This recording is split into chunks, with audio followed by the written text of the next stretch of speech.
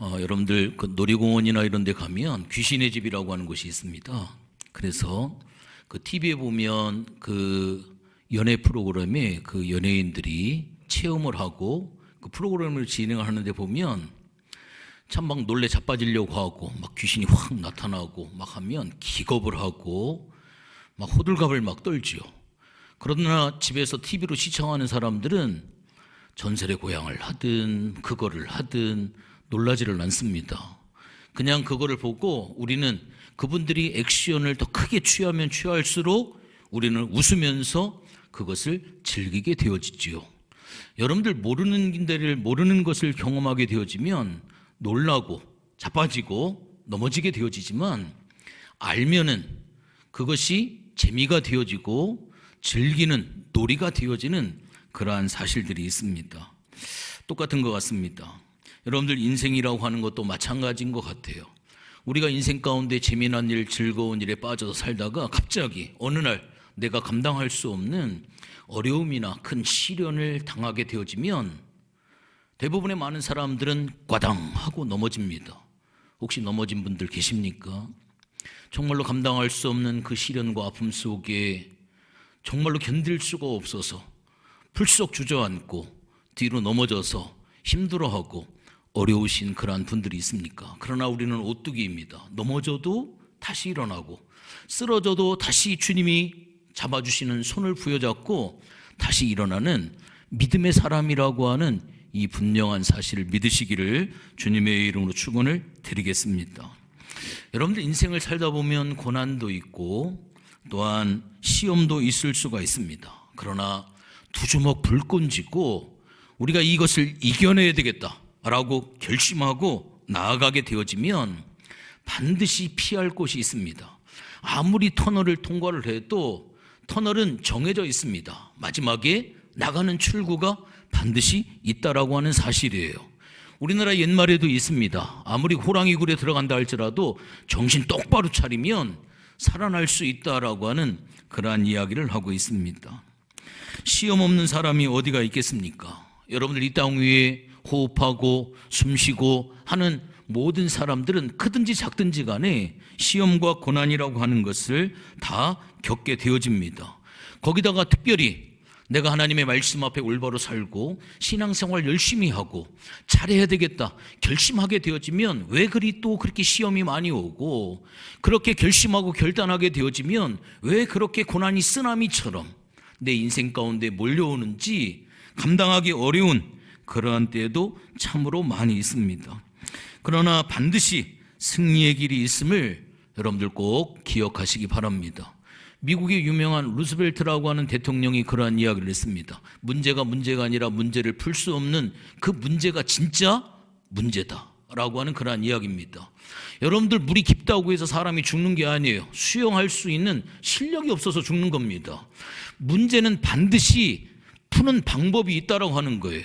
그런데 정말로 문제는 바로 뭐냐면 그 문제를 풀 수 있는 실력이 없는 그게 바로 뭐냐면 문제가 아니라 문제를 풀 수 없는 실력이 없는 그 자체가 바로 뭐냐면 그게 바로 문제다라고 하는 그러한 사실입니다.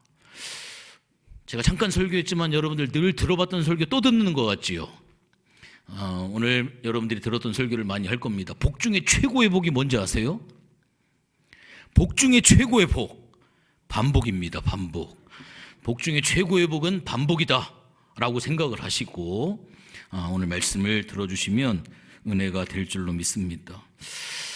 연약한 우리들은 참 부서지고 뭉그러지기 쉬운 우리들은 연약하기 때문에 이 문제 앞에 우리가 시험을 당할 수가 있습니다. 이거는 누구든지 언제나 예외 없이 다 당할 수 있는 일이에요. 그런데 창조주신 예수님께서 전능하신 예수님 엘샤다이 여호와 라파 치료하시는 그 예수님께서 시험을 당하신다. 여러분들 이게 이해가 되십니까? 굉장히 아이러니컬하죠. 창조주신 하나님이 어떻게 감히 그 하나님을 시험을 하고 그 하나님께서 어떻게 시험을 받으시느냐, 이게 굉장히 문제잖아요. 예수님이 공생의 사역을 시작을 하시면서 예수님이 침례를 받으셨습니다. 여러분들 침례라고 하는 것은 죄인된 내가 옛사람을 물속에 완전히 들어가서 죽고 예수와 함께 새 사람으로 부활하는 것, 이게 바로 침례예요. 그런데 예수님은 죄가 없으신 분입니다. 예수님은 침례가 필요할까요? 필요 없을까요? 예수님은 침례가 필요 없으신 분이에요. 그런데 왜 예수님께서 침례를 받으셨을까? 예수님이 침례를 받으신 이유는 하나님의 공의를 실현하기 위해서예요. 하나님의 공의가 바로 뭐예요? 죄인은 반드시 죽는다라고 하는 겁니다. 죄의 삭은 사망이라고 하는 거예요. 그래서 그 하나님의 공의, 죄인은 반드시 죽는다라고 하는 이 하나님의 공의를 주님이 몸소 친히 그것을 실천하기 위하여서 주님이 침례를 받으신 겁니다. 하나님이신 그분이 우리 죄인들과 동일시하셔서 우리 죄인의 몸을 입고 이 땅에 오시어서 우리 예수님께서 침례를 또한 우리 예수님께서 받으심으로 인하여서 우리 예수님과 죄인된 나를 동일시하셔서 이 모든 사람들의 죄인의 대표자로서 우리 예수님께서 침례를 받으신 거예요. 이것을 시험에다 적용을 하면 우리 예수님은 시험을 받을 수 없는 창조주이시지만 우리 모든 인간들은 시험을 받을 수가 있기 때문에 예외 없이 모든 인간이 시험을 받을 수 있다라고 하는 이 전제하에 모든 인간을 대표해서 우리 예수님께서 시험을 당하신 것이다. 그리고 그것뿐만 아니라 우리 예수님은 승리하셨잖아요. 모든 시험을 당하는 성도들이 반드시 승리한다라고 하는 이 사실을 확증하기 위하여서 우리 예수님은 시험을 받으셨다라고 하는 그러한 사실입니다. 요한복음 16장 33절의 말씀에 보면 환난을 당하나 담대하라 내가 세상을 이기었노라 라고 말씀을 하고 있습니다. 환난을 당하지 않을 수는 없어요. 당하지만 내가 사망의 음침한 골짜기로 안 가는 것이 아니라 시편 23편에 보면 내가 사망의 음침한 골짜기를 예수 믿는 사람이나 안 믿는 사람이나 다 같이 다닐지라도 구별되어지는 것은 해를 두려워하지 아니할 것은 뭔 차이예요? 주님이 나와 함께 하신다라고 하는 거예요. 이게 바로 예수 믿는 사람하고 예수 믿지 아니하는 사람, 고난이 피하는 것이 아니라 고난 가운데 우리들 시험 가운데 거하지만 승리하신 주님이 우리와 함께 하신다라고 하는 이 분명한 사실을 믿으시기를 주님의 이름으로 축원을 드리겠습니다. 요한일서 5장 4절의 말씀에 보니까 하나님께로부터 난 자마다 세상을 이기느니라. 우리는 구원받은 하나님의 자녀들 아니에요. 하나님께로 난 자마다 모두가 다 예수님이 이기신 것처럼 우리는 이 모든 시험을, 이 모든 세상을 우리는 이기었다. 이기고 있다가 아니라 이미 이겨놨다. 과거로 우리에게 이야기를 하고 있습니다. 그런데 문제는 바로 무엇이냐면 내가 어떤 문제를 만나게 되어졌을 때 대부분의 각자의 많은 사람들이 이 지구상에 있는 70억의 인구 가운데 내가 가장 고통스럽고 내가 가장 큰 시험을 만났고 내가 가장 큰 어려움을 당하고 있다라고 하는 문제를 과대평가하고 있는 그것이 바로 뭐냐면 그게 바로 문제다라고 하는 그런 사실입니다. 여러분 오늘 본문의 말씀을 읽어드렸는데 오늘 본문을 한번 살펴보도록 하겠습니다. 우리 예수님께서 언제 시험을 당하셨습니까? 오늘 1절의 말씀에 보니까 그때에라고 하는 표현을 하고 있습니다. 그러면 그때가 과연 언제인가? 여러분들 성경에 보니까 4장 바로 위에 가로 열고 마가복음 1장 12절 13절 누가복음 4장 1절 13절 여기도 보면 예수님이 시험 받으신 이 내용이 동일하게 마가복음에도 또한 누가복음에도 기록이 되어져 있는데 마가복음에 보면 1장 12절에 곧이라고 하는 말로 사용을 했고요. 누가복음 4장 1절에는 자세하게 기록을 하고 있습니다.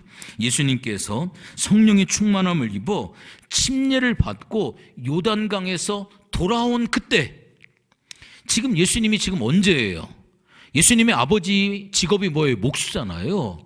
지금 예수님이 아버지를 도와가지고 지금 책상을 만들고 있고 부서진 의자를 다시 고치고 있고 지금 식탁을 지금 만들고 있고 이러한 여러 가지를 하고 있는 그때 사단이 와가지고 예수님을 시험했다. 이게 아니에요. 예수님께서 공생의 사역을 시작을 하면서 이제는 하나님의 놀라운 역사, 하늘에서 소리가 나서 이는 내 사랑하는 자요 내 기뻐하는 자라. 어마어마한 이 엄청난 하나님의 역사가 막 시작되려고 하는 바로 이때 성령 충만한 이때 그때 사단이 예수님을 시험하였다라고 성경은 이야기를 하고 있습니다. 여러분들 마찬가지예요. 오늘날 우리들에게도 동일합니다. 내가 어떤 시험을 만났다, 고난 가운데 있다, 시련이 있다 라고 하는 것은 다른 말로 이야기를 하면 여러분들은 하나님의 자녀라고 하는 증거입니다. 여러분들은 하나님의 사명자라고 하는 그러한 증거예요.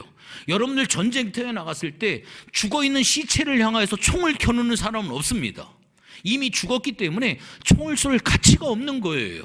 마찬가지로 하나님 앞에 사단도 마찬가지입니다. 껄렁껄렁하고 전혀 믿음도 없고 구원의 확신도 없고 교회만 왔다 갔다 하고 하면 시험도 없어요.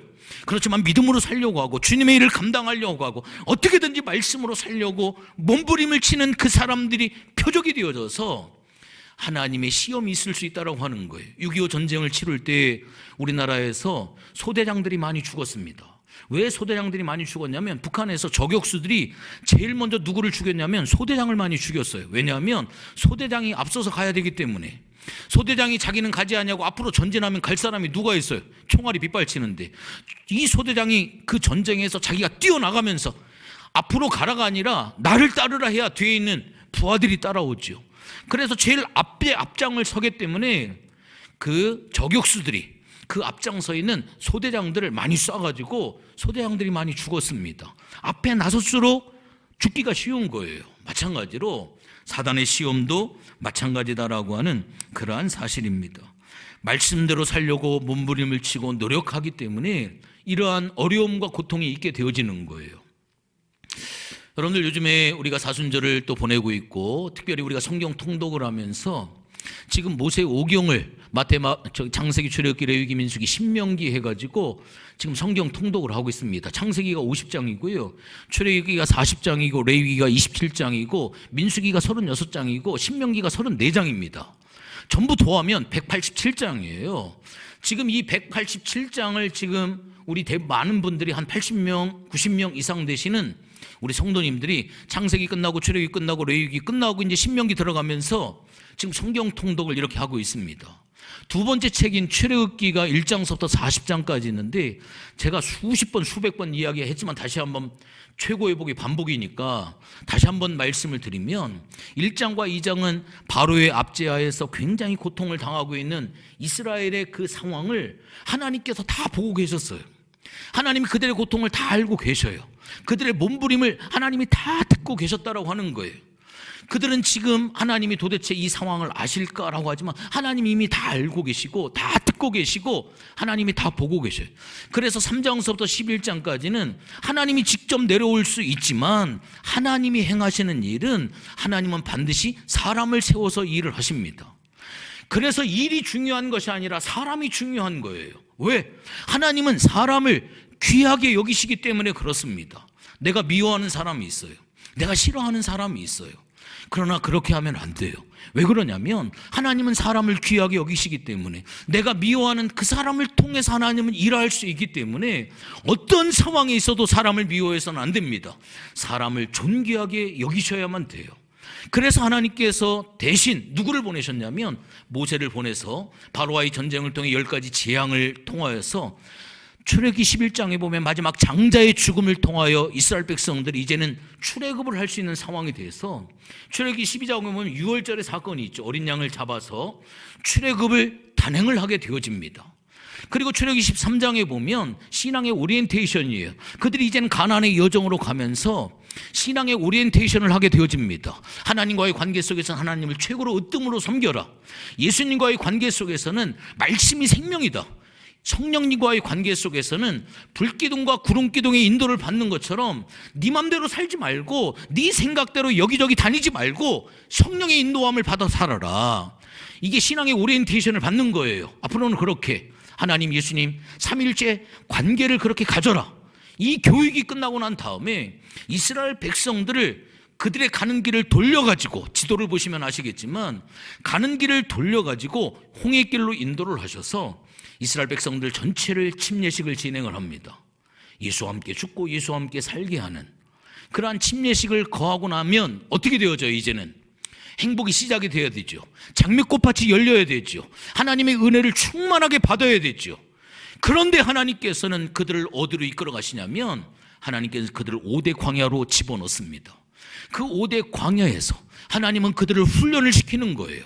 그 고난의 과정 속에서 불순물을 제거하시고 가나안 땅에 합당한 하나님의 사람으로 하나님이 그들을 만들어 가시는데, 출애굽기 15장의 수르 광야에서는 마라의 쓴물을 만나게 해서 거기에서 물로 인해서 불평하고 원망하고 하나님 앞에 짜증을 내고 그들을 하나님이 다듬어 가신다라고 하는 거예요. 너의 기대치를 낮추라 이거예요. 이제는 네 기대치에 맞추지 말고 하나님께 기대치를 맞춰가면서 살아가라 라고 하는 훈련을 하셔요. 그러면서 16장으로 넘어가면 신광야로 들어갑니다. 신광야에서는 먹을 것이 다 떨어져 버려요. 너희들을 먹이는 것은 너희들이 열심히 해서 먹는 게 아니야. 만나를 하나님이 내려주심을 통하여서 하나님이 너희의 먹을 것을 책임져 주신다라고 하는 걸 훈련을 시키는 거예요.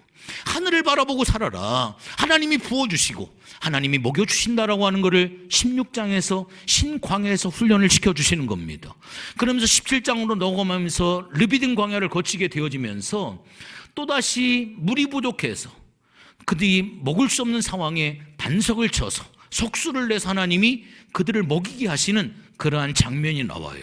그러면서 또 아말렉이라고 하는 그 적군과 싸우면서 전쟁을 치르게 합니다. 여러분들 교회 생활하다 보면 성도들끼리 의견이 부딪히고 여러 가지 문제가 있어서 갈등을 겪고 어려움을 만나는 경우에 사람으로 인하여서 아픔을 겪는 경우가 있습니다. 그거는 출애굽기 17장에 지금 아말렉 광야를 통과하고 있는 거예요. 이런 것을 경험할 때마다 사람들은 어떤 생각을 하냐면 나는 믿음이 없나 봐. 왜 나는 이렇게 먹고 사는 문제 가지고 언제 이것 가지고 나는 이렇게 고민해야 되고 언제까지 교회 내에서 사람을 용서하지 못하고 사람 문제 때문에 이렇게 갈등하고 교회를 가야 되냐 말아야 되느냐, 때려쳐야지 말아야지 교회를 옮기든지 해야지, 도대체 나는 언제까지 이렇게 있느냐, 나는 신앙이 너무나도 없나 봐. 그렇게 생각을 해요. 그렇게 생각하지 마십시오. 여러분은 이미 지금 출애굽기 17장에 와 있는 거예요. 지금 엄청난 수준에 여러분들 와 있는 거예요. 조금만 견디고 가시면 하나님의 말씀이 있는 신의 산에 올라갈 수가 있습니다. 여러분들 출애굽기 11장 이하 그 바로의 기적의 그 현장까지만 안 데려가시면 돼요. 유월절 경험했죠. 오리엔테이션 했죠. 침례를 경험을 했죠. 여러분들 지금 다 통과해서 광에서 훈련받고 있고 17장 18장 여러분들 지금 와 있는 거예요.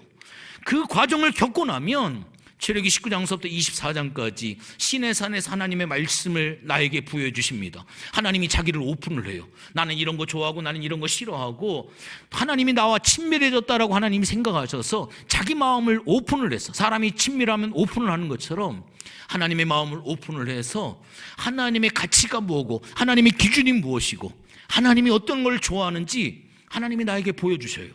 출애굽기 25장에서 40장까지 가면 성막으로 인도하셔서 이제는 발가벗은 부수부와의 관계를 하나님이 허락을 하셔서 주님과 매일 묵상, 매일 교통하는 삶으로 하나님이 이끌어 가셔요. 그거 통과하고 나면 모세처럼 하나님이 쓰시는 거예요. 하나님의 대행자가 되는 겁니다. 하나님이 나를 파송하셔서 하나님을 대신한 대사가 되게 하고 하나님이 나를 파송하셔서 나를 통하여서 하나님의 일을 진행해 간다라고 하는 거예요.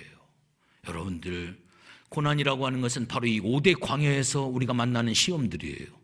하나님께서 나를 연단하시고 하나님이 나를 그것을 통과하도록 하나님이 이끌어 가신다라고 하는 그러한 사실입니다. 여러분들 성경에 보면 시험을 만나거든 어떻게 해라? 짜증을 내라, 불평해라. 성경은 그렇게 이야기하지 않습니다. 시험을 만나거든 온전히 기뻐해라. 기뻐하면 어떻겠니? 라고 말씀하지 아니하셔요. 주님의 말씀은 명령입니다. 시험을 만나거든 온전히 기뻐하면 어떻겠니? 우리에게 물어보지 아니하시고 명령하셔요. 기뻐해라 라고 말씀을 하고 있습니다. 왜냐하면 이제까지 말씀드린 것처럼 내가 하나님의 일꾼이라고 하는 증거가 되어지기 때문에 그렇다라고 하는 겁니다. 여러분들, 그러나 하나님께서 시험 자리에 있을 때 나를 혼자 내버려 두지 않는다라고 하는 그런 사실입니다. 여기 1절의 말씀 보니까 예수님께서 누구에게 이끌려서? 성령에 이끌려서 라고 시험을 받으러 갔다라고 이야기를 합니다. 마가복음 1장 12절의 말씀 보니까 성령이 예수를 광야로 어떻게 했냐면 등 떠밀어서 몰아냈다라고 성경은 이야기를 하고 있어요. 그러니까 이 시험이라고 하는 것은 어느 날 갑자기 뚝 떨어진 것이 아니라 하나님이 허용하시는 범위 안에서 하나님이 인정하시는 범위 안에서 이 시험이라고 하는 것이 이루어지고 있다라고 하는 그러한 이야기입니다. 우리가 살다 보면 시련이라고 하는 것을 여러분들 잘 해석을 해야 돼요. 시련이라고 하는 것은 두 가지 의미가 있습니다. 하나는 시험, 하나님의 테스트라고 하는 것이 있어요. 그래서 하나님이 내 신앙을 테스트해 보시고 내 믿음이라고 하는 것을 테스트를 해보셔요. 대표적인 것이 아브라함 사건입니다. 내 사랑하는 독자 이삭을 나에게 하나님 앞에 번제로 드리라고 하는 거, 이거는 하나님의 시험이고 하나님의 테스트라고 하는 거예요. 욥이 어떻게 해요? 고난을 당하죠. 사단이 하나님 앞에 가서 저 욥이 고난과 고통 가운데 있으면 하나님을 욕할 겁니다 라고 했을 때 하나님이 어떻게 해요? 허락하시잖아요. 생명만은 건드리지 말아라 라고 하면서 하나님이 허용을 하니까 사단이 가서 했지, 하나님이 허용도 안 했는데 사단이 가서 한 거 아니에요. 그래서 하나님의 허용하시는 범위 내에서 하나님의 테스트라고 하는 것이 있어요. 이거를 통과하게 되어지면 신앙은 업그레이드가 되어지는 거예요. 신앙은 쭉 올라가게 되어지는 거예요. 또 하나가 있습니다. 시련이라고 하는 것은 마귀의 유혹이라고 하는 것이 있어요. 대표적인 것이 다윗이 밧세바를 범하는 거예요. 다윗은 그 일로 인하여서 신앙이 완전히 추락하게 되어지는 그러한 계기를 경험하게 되어집니다. 나에게 어떤 고통이 왔을 때, 나에게 어떤 시련이 왔을 때 분별을 하셔요. 하나님이 내 신앙을 업그레이드하기 위해서 나를 테스트하시는 것인지, 아니면 사단이 내 신앙을 완전히 추락시키기 위해서 나를 유혹하는 것인지, 이거를 분별을 잘 하셔야 되는데 잘못해가지고 엇갈리면은 안 돼. 하나님의 테스트인데 이거 마귀가 나를 유혹하려고 하는구나 해가지고 하면 안 되고요. 마귀가 막 나를 유혹을 하려고 하는 것인데 하나님이 나를 테스트하는구나, 아멘 주님 하고 받아들이시면 안 된다라고 하는 거예요. 그래서 마지막 우리가 가져야 될 것은 말씀을 잘 분별하고 상황과 사건을 잘 분별하는 이 은사를 위해서 여러분들 기도하셔야만 됩니다. 여러분들, 오늘 예수님께서 이 시험을 만난 장소가 바로 어디냐면 바로 광야였다라고 하는 겁니다.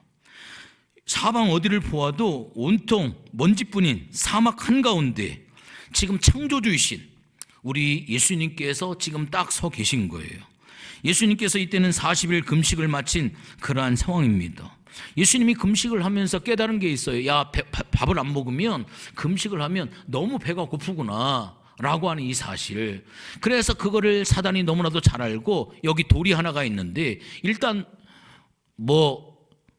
식후경이라고 하는 말이 있는 것처럼 일단 네 배고픈 배를 채워야 되지 않겠느냐라고 하면서 이 돌들로 빵이 돼서 네 배고픈 배를 채워라 라고 하면서 바로 이 사단이, 마귀가 유혹을 하고 있는 그러한 상황이 있죠. 여러분들 배고파 보신 적 다 있잖아요. 9시에도 내가 이야기를 했습니다만, 제가 옛날에 21일 금식을 할 때 그 양평에 있는 금식 기도원이 있는데 거기에서 이제 하루에 5번 예배를 드리면서 이 금식을 한다고 해가지고 평소 다른 시간에는 막 누워있고 하면 나중에 힘이 다 빠져가지고 다리 힘이 다 풀려가지고 잘 걷지도 못합니다. 제가 같이 금식할 때 40일 금식했던 목사님이 계셨는데 39일 만에 하루 남겨놓고 금식을 포기하신 분이 있어요. 도저히 견딜 수가 없어가지고. 그래서 쉬는 시간에는 산책을 하든지 동네를 한 바퀴를 돌든지, 거기 저수지가 하나가 있는데 저수지를 한 바퀴 돌면 1시간이 걸려요. 그게 저수지를 돌든지 해야 되는데 그때가 가을이었던 것 같아요. 밭에 농작물들이 이렇게 했는데 무 있잖아요, 무. 그 무가 위에 파란 부분이 이렇게 있잖아요. 그게 얼마나 먹고 싶은지, 그냥 누구 보는 사람 없으니까 하나 몰래 뽑아가지고 저거 하나 먹으면 참 맛있겠다, 이 생각이 들더라고요. 그래도 참고 이렇게 가다가 길에 사탕 하나가 떨어져 있는 것을 제가 발견을 했습니다. 사탕이 그 안에 들어있는지 안 들어있는지 확인을 해봐야 될 거 아니에요. 주변에 사람도 없어요. 보는 사람도 없어요. 그냥 가서 주스면 되지. 참 사람이 죄인인 게 확실해요. 그거를 그냥 두리번거리면서 살짝 발로 한번 밟아봤어요. 알맹이가 들어있나 안 들어있나. 딱 밟는 순간 느낌이 있잖아요. 알맹이가 들어있더라고요. 할렐루야, 저 얼마나 반가워요. 그거 주워 먹으면 얼마나 좋겠어요. 그런데 그 유혹을 이기고 결과적으로 주워 먹지는 않았습니다만, 그때 그게 저기가 됐는지 제가 평소에도 무를 사다가 잘라가지고 그냥 간식으로 잘 먹어요. 그게 한이 맺혔는지 어떻게 됐는지 간식으로 제가 무를 잘 먹습니다. 우리 예수님도 인간의 몸을 입고 이 땅에 오셨기 때문에 얼마나 배가 고프셨을까. 그것은 경험해 본 사람은 다 아는 그러한 상황입니다. 여러분들 분명히 기억해 보십시오. 마귀는 우리를 속입니다. 우선 먹고 살 것부터 찾아야 되지 않겠느냐. 수단 방법 가리지 말고 먼저 내 배부터 채워라. 돈 많이 벌어야지. 야, 교회 가봤더니 그래도 돈 있는 사람이 대접받더라. 돈 있는 사람 인정해 주더라 라고 하면서 사단은 우리를 유혹을 하면서 내가 먼저 하나님 앞에 예배하고 내가 먼저 하나님 앞에 기도하고 내가 먼저 말씀 가운데, 이게 모든 것의 우선순위가 돼야 되는데 이게 자꾸 후순위로 밀리게 되어지는, 순위가 바뀌게 되어지는, 하나님 제가 돈 열심히 벌고 주님을 찬양하고 제가 더 열심히 벌어서 주님 앞에 헌신하고 몸을 더 건강하게 해서 제가 주님 앞에 봉사하고, 이 모든 것들이 순위가 바뀌게 되어지는 그러한 안타까운, 이 돌덩이로 떡이 되게 만들어 먹으라라고 하는 이 사단의 유혹이 똑같은 거예요. 순위를 바꾸라라고 하는 그러한 유혹이 되어진다고 하는 겁니다. 여러분들 병이 들어서 수단 방법 가릴 것 없이 꼭 낫고 봐야 되겠다라고 하는 절박한 위기를 느껴보신 적은 없습니까? 갑자기 목돈이 필요해서 눈앞이 캄캄해진 위기의식을 느껴본 적은 없습니까? 이 절박한 현실, 이 순간은 여러분들이 뭐를 해야 되느냐? 하나님 앞에 엎드려서 기도해야 할 그러한 순간이라고 하는 거예요.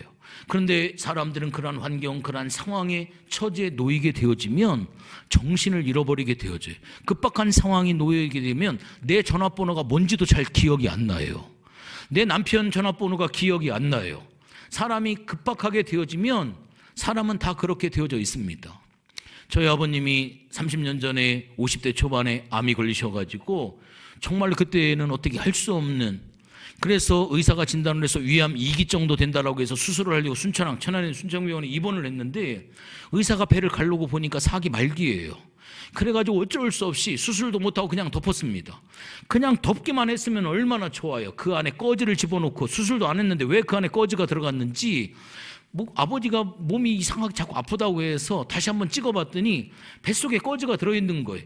그래가지고 또다시 배를 갈라가지고 그 꺼지를 끄집어내는 그런 수술을, 위암 수술을 한 것이 아니라 그냥 그 수술을 하고 본인한테는 수술 잘 됐다라고 이야기를 하고요.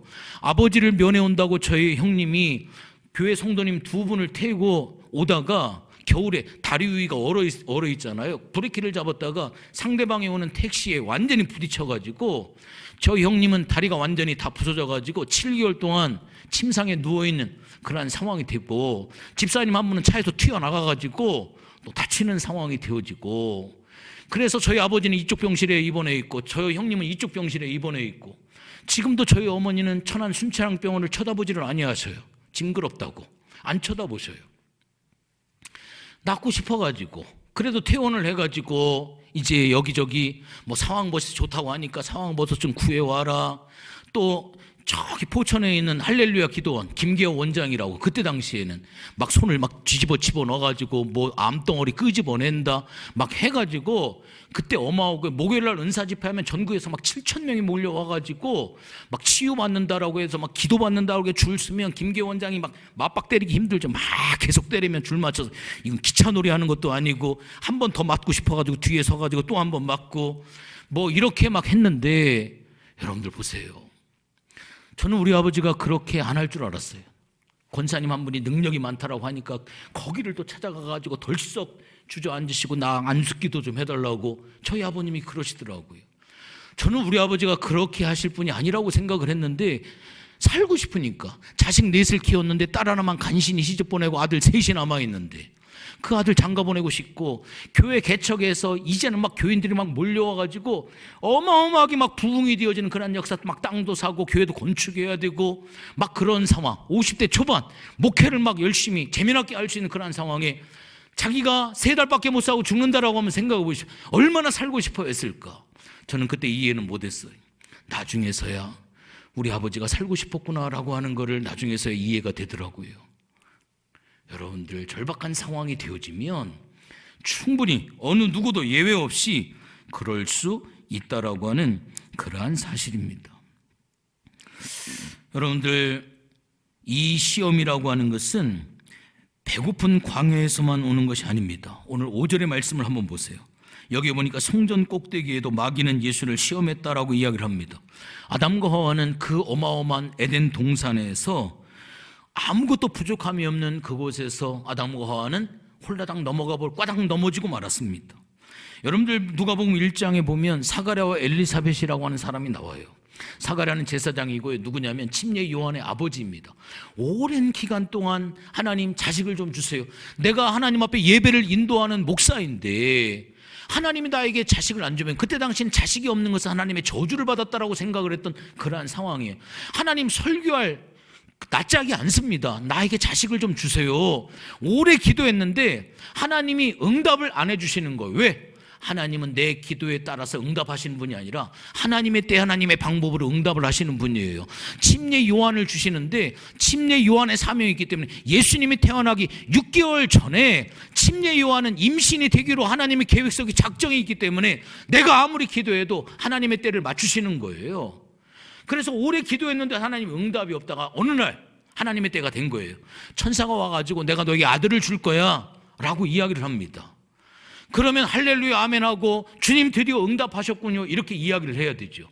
이 사가랴가 어떻게 앉았어요? 코웃음을 쳤어요. 믿지를 못했습니다. 그랬을 때 하나님께서 어떻게 하신지 아세요? 사가랴를 벙어리를 만들어 버렸습니다. 사가랴가 안 믿는다고 하나님이 그 일을 진행 안 하시나요? 그렇지 않습니다. 사가랴가 믿지 않는다 할지라도 벙어리를 만들어서라도 하나님은 하나님의 계획을 하나님은 진행해 가신다라고 하는 거예요. 여러분들 이거 굉장히 중요한 거예요. 내가 하나님의 일을 안 한다고 하나님이 망쳐지나요? 안 그렇습니다. 하나님은 우리가 하나님을 찬양하지 아니하면 성경을 보세요. 길거리에 있는 돌들을 일으켜 세워서라도 하나님은 찬송을 받게 하겠다라고 하는 거예요. 내가 안 하면 하나님은 다른 사람을 세워서라도, 하나님은 다른 사람을 이게 보내서라도 하나님은 하나님이 계획하신 일을 하나님은 진행하신다라고 하는 이 두려운 사실을 여러분들 아셔야만 돼요. 그래서 사가랴는 그 기뻐할 일을 벙어리가 돼서 말도 못하고서 10개월을 견디고 난 뒤에 침례 요한이 태어나고 그 다음에서야 벙어리가 열려지고 말을 할 수 있는 그러한 은혜를 누리게 되어졌다고 하는 겁니다. 여러분들 먹을 것이 없어서 오는 시험도 있지만 여러분들 도리어 배가 부를 때 오는 시험이 더 많다라고 하는 거 기억하십시오. 광야에서도 시험이 있었지만 그 거룩한 성전 꼭대기에서도 시험이 있었다라고 하는 거 아셔야만 돼요. 내가 배고플 때보다도 내가 배부를 때 더 넘어질 확률이 많이 있습니다. 내가 고난의 상황 가운데 있을 때보다도 내가 더 행복할 때 고난이 있을 수가 있어요. 우리나라가 일제를 경험하고 6.25의 그 어마어마한 일을 경험을 했을 때 교회 전국 방방곡곡 교회마다 새벽 예배 자리가 없어서 하나님 앞에 울부짖고 부르짖고 꽉꽉 차게 하나님 앞에 예배를 드렸습니다. 그 어려운 상황 가운데 지금 얼마나 살기가 좋아요. 얼마나 환경이 좋습니까? 지금 전국에 있는 교회들이 새벽에 십자가 다 불이 꺼져 있고요. 전국에 있는 교회들이 새벽 예배가 전부 무너져가고 있는 이 안타까운 상황. 하나님이 이렇게 축복을 해 주셨으니까 더 기도하고 더 감사하고 더 하나님의 일을 감당해야 되는 게 맞는 것 같은데 도리어 고난 가운데 있을 때는 교회가 미어 터지더니 하나님이 이렇게 축복해 주니까 교회가 텅텅 벽에 되어지는 이 아이러니컬한 일들을 우리가 한번 생각해 보고 우리가 하나님 앞에 경성해야 하는 그러한 상황이 되어집니다. 우리가 하나님의 가장 거룩한 일을 하다가 앞장서서 주님을 섬기는 사역을 할 때 얼마나 시험이 오는지 알 수가 없습니다. 오늘 우리가 하나님 앞에 예배를 드리는 이 예배의 장소, 예배의 현장, 바로 이 예배의 상황 가운데 있을 때 지금 이 자리 가운데에도 시험과 환난과 고통과 아픔이 임할 수 있다라고 하는 이 사실을 기억을 하셔야만 됩니다.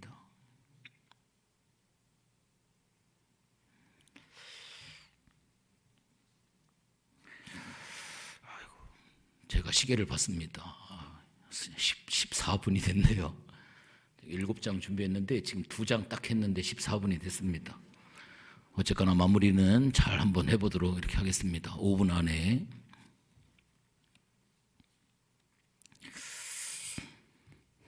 여러분들 사단의 집념이 얼마나 강한지 여러분들 이거 반드시 기억하셔야 돼요. 우리가 하나님 앞에 예배를 드릴 때 어떤 때는 안 나오고 싶은 때가 있어요. 그때는 더 나오셔야 돼요. 왜냐하면 사단은 우리보다 더 고단수이기 때문에 내가 교회 가면 오늘 그 사람이 은혜 받을 사람이에요. 그거를 알고 교회 가기 싫을 마음을 사단이 자꾸 줘요. 이기고 오면 은혜를 받습니다. 오늘 공생의 사역을 시작하는 이 시점에서 사단이 어떻게 해요? 우리 예수님을 시험하지요. 여러분들 마태복음 27장의 말씀에 보면 예수님께서 공생의 사역을 다 마치고 십자가에 달리실 때 사단이 뭐라고 시험하는 줄 아세요? 성전을 하다가 사흘 만에 그 성전을 세우는 자요, 네가 만일 하나님의 아들이라고 한다면 이 십자가의 자리에서 자기를 구원하고 여기서 내려와라. 공생의 사역 시작 이 시점에 광야에서 시험했던 이 마귀가 마지막 예수님의 사역을 마무리하려고 하는 그 시점에 거기까지 와가지고 그 십자가에서 내려오라 이거예요. 네가 하나님의 아들이면 그 십자가에서 내려와라. 여러분들 마귀를 우습게 보시면 안 됩니다. 마귀는 절대로 포기하지 아니에요. 마지막 순간까지, 우리의 마지막 호흡 끝나는 그날까지 마귀는 우리를 시험해서 우리를 넘어지게 만들고 우리를 넘어뜨려서 하나님의 상급에서 멀어질 수 있도록 사단이 이렇게 만든다라고 하는 이 사실, 늘 깨어있는 신앙을 갖는다라고 하는 거, 이게 얼마나 중요한지 모릅니다. 여러분들 마귀는 우리를 이렇게 주님이 우리에게 감당해 주시는 이 십자가를 포기하도록 만들어요. 오늘 말씀의 제목이 십자가를 버리지 말라라고 하는 그러한 제목으로 말씀을 제가 드리고 있습니다. 그냥 편안하게 신앙생활을 해라, 그냥 넉넉하게 신앙생활을 해라, 뭐 그렇게 촌스럽게, 뭐 구차하게 그렇게 십자가를 지면서 그렇게 신앙생활을 하려고 하느냐. 바로가 그 이스라엘 백성들 모세를 유혹을 할 때 너무 멀리 가지 말아라, 그 다음에 애들 뭐 고생을 시키냐, 장정들만 가라, 그 다음에 짐승들 재산들은 여기 놓고 가라. 얼마나 사단이 그 모세와 이스라엘 백성들을 유혹을 해서 하나님 앞에 온전히 예배하지 못하도록 얼마나 방해를 하고 얼마나 요동을 쳐요. 그러나 모세는 끝까지 나는 이 애굽을 떠나서 하나님이 약속한 땅으로 간다. 그들이 물질을 가지지 말고 양과 염소, 가축들은 여기다 놓고 오라. 괜히 광야에서 굶어 죽이지 말고 설득력 있는 이야기예요. 그러나 그것을 가지고 가지 아니하면 하나님 앞에 번제를 어떻게 드리고 하나님 앞에 제사를 어떻게 드려요? 여러분들, 사단이 이렇게 우리를 유혹하는 거, 교회는 가도 헌금은 하지 말아라 이렇게 유혹을 해. 네가 교회 열심히만 참석하면 되지 뭐 거기다가 헌금까지 하고 거기다가 또 더 많이 헌금을 하고 봉사하고 뭘 그렇게 하느냐라고 이렇게 사단은 아주 교묘하게 우리를 유혹해서 넘어뜨리려고 하는 그러한 경우가 너무나도 많이 있습니다. 오늘 세 번째 시험에서도 마찬가지죠. 네가 나한테 한 번만 절하면, 산꼭대기에 올라가서 한 번만 절하면 내가 천하만국을 다스릴 수 있는 이 권세를 너에게 주겠다라고 이야기를 합니다. 여러분들 누가복음 4장 6절에 보면 똑같은 이야기가 있는데 거기에 뭐라고 이야기를 하냐면 네가 나한테 한 번만 절하면 내가 너에게 천하만국을 다스릴 권세를 주는데, 이게 바로 뭐냐면 내게 넘겨준 것이므로 내가 원하는 자에게 줄 것이다. 사단에게 뭐가 넘어왔어요? 만국을 다스리는 권세가 내게 넘어왔다라고 하는 거예요. 이게 언제 넘어왔습니까? 여러분들 창세기 1장 26, 27, 28절의 말씀 보면 하나님이 사람을 만드시고 우리 사람에게 통치권을 줬습니다. 만국을 다스리고 통치하라 라고 말씀을 하고 있어요. 우리는 이 세상을 다스릴 통치권을 하나님이 부여해 주셨어요. 그런데 아담과 하와가 죄를 범함으로 말미암아 이 통치권이 누구에게 넘어갔냐면 사단에게 넘어가 버리고 말았어요. 우리는 통치권을 잃어버리고 말았습니다. 죄를 범함으로 말미암아. 우리가 예수를 믿는 게 왜 중요한지 아십니까? 예수님께서 이 땅에 오셔서 사단에게 넘어갔던 이 통치권, 바로 이것을 예수님 빼앗아 오셔가지고 오늘날 믿는 성도들에게 부여해 주셨다고 하는 거예요. 그래서 요한복음 1장 12절의 말씀에 보면 영접하는 자, 곧 그 이름을 믿는 자들에게는 하나님의 자녀가 되는 권세를 주시겠다라고 이야기를 하는 거예요. 바로 통치권을 주겠다라고 하는 거예요. 이 어마어마한 복을 하나님께서 우리를 속에 허락해 주시겠다라고 하는 겁니다. 내게 넘겨준 이것을 내가 너에게 줄게. 한 번만 나에게 절해봐. 얼마나 오만방자한 이 사단의 이야기입니까? 우리 예수님께서 이 모든 것을 다 아시고 그 사단을 우리 예수님께서 물리치시는 그러한 모습을 볼 수가 있습니다. 십자가 거부하고 얼마든지 하나님의 일을 할 수가 있고 얼마든지 신앙생활 잘할 수 있다. 십자가를 거부해라. 사단은 끊임없이 십자가라 지는 것을 거부하도록 우리에게 이야기를 하고 있습니다. 여러분들 십자가를 잘 감당하고 하나님 앞에 가야만 됩니다. 아까도 이야기를 했죠. 순서를 바꾸는 게 시험이에요. 우리가 하나님 앞에 먼저 해야 될 것이 바뀌어져 버리면, 순서를 바꾸면 하나님의 일은 끝까지 할 수가 없습니다. 여러분들 보세요. 건강한 다음에 나중에 주님의 일하고 뭔가 만들고 나면 하나님의 일을 하지 평생 할 수가 없습니다. 여러분들 지금까지 50년, 60년, 70년 살아오셨잖아요.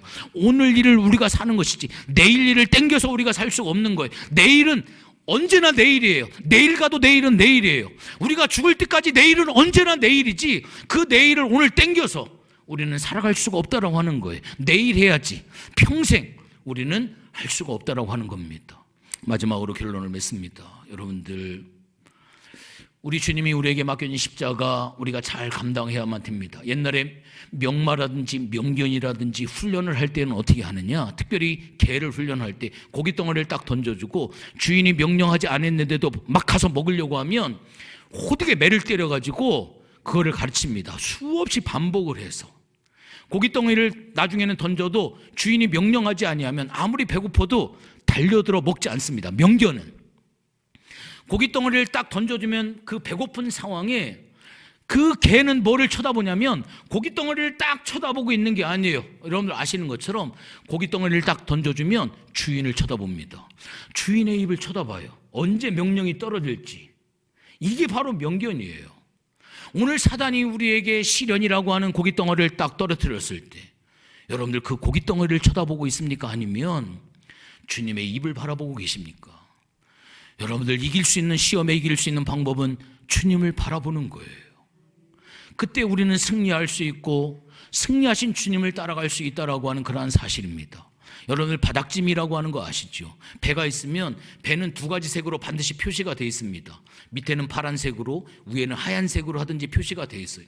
그 선 라인, 그게 바닷물에 잠겨야 될 그 라인이에요. 그래서 배에 짐을 실을 때 배 바닥에는 물이라든지 모래를 채워가지고 그 라인이 바닷물에 딱 그 라인이 맞도록 해야지만이 풍랑 가운데서 넘어지지 아니하고 배가 운행을 할 수가 있는 거예요. 짐을 많이 실으면 바닥짐을 좀 빼가지고 그 라인을 맞춥니다. 그 다음에 짐을 적게 실으면 물을 더 채우든지 모래를 더 채워서 바닥짐을 맞춰가지고 배를 운행을 해야지만이 배가 기우뚱거리지 아니하고 배가 한쪽으로 쏠려가지고 배가 뒤집어지거나 그러지 아니에요. 그게 바로 바닥짐이에요. 여러분들 십자가는 바닥짐입니다. 이거 없어버리면 여러분들 인생 넘어지고요, 인생 쓰러지고요, 인생 실패하게 되어져 있어요. 여러분들 십자가라고 하는 것은 벗고자 함이 아니라 우리가 주님 앞에서 늘 덧입어야 될 것이 바로 뭐냐면 주님이 내게 남겨주신 십자가의 길이라고 하는 거예요. 사명 감당하고 울면서라도 내가 하나님 앞에 가야 될 길이 바로 이 십자가의 길이라고 하는 겁니다. 이것을 감당하며 갈 때 하나님께서 허락하신 5대양 6대주의 삶을 우리가 주님의 명령에 따라 살아갈 수가 있고요, 풍성한 은혜 가운데 우리가 승리하는 삶을 살아갈 수가 있습니다.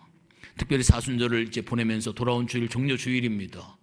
주님의 십자가를 기억을 하고 그 십자가를 걸머지고 주님을 따라갈 수 있는 이 마지막 시대의 주님의 참된 제자들, 우리 모든 성도들이 되어주시기를 주님의 이름으로 축원을 드리겠습니다. 기도하시겠습니다. 하나님, 고맙고 감사를 드립니다.